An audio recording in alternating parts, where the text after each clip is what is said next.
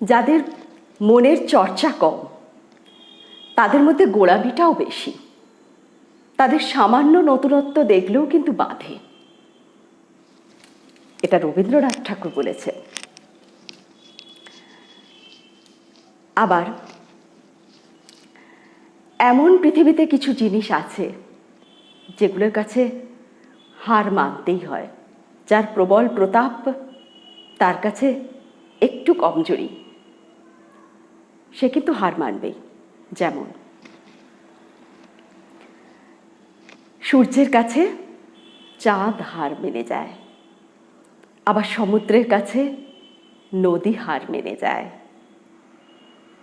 মৃত্যুর কাছে জীবন হার মেনে যায়, আর বিশ্বাসের কাছে মানুষ হার মেনে যায়।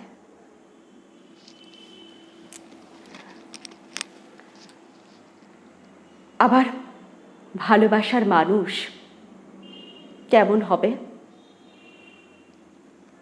একজন ভালোবাসার মানুষকে,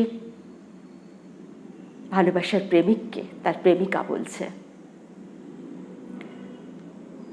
তুমি অভিনয়ে নেই, তুমি আমার অধিকারে আছো।